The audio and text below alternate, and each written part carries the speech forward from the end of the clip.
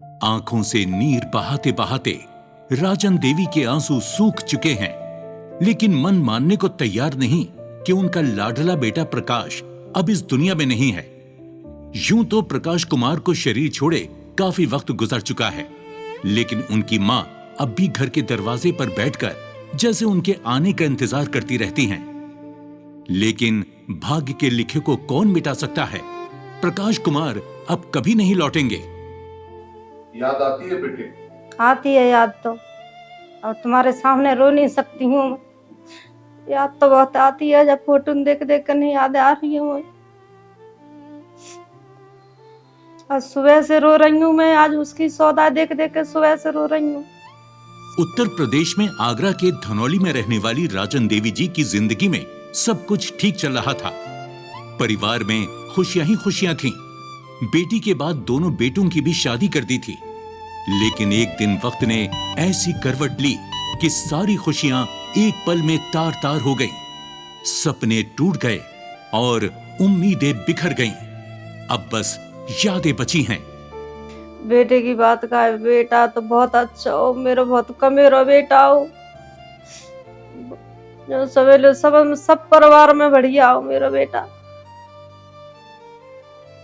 पूरा परिवार रो रो आगे काज है। जैसे तैसे समय काटने को मजबूर राजन देवी जी के मन को कहीं भी शांति नहीं मिलती। बस प्रकाश की याद में गुमसुम बैठी रहती हैं।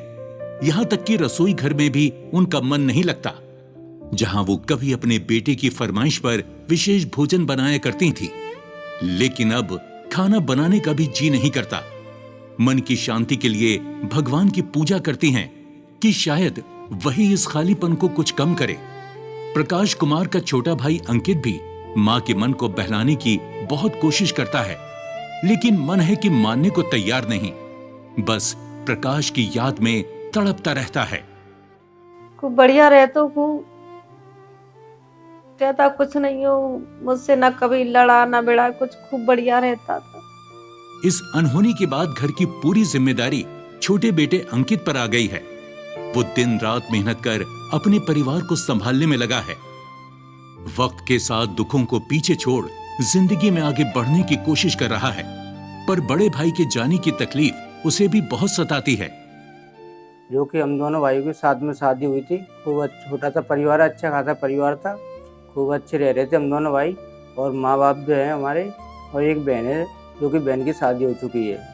तो बहन को छोड़ने के लिए गई थी एक दिन उनके घर पे सैया।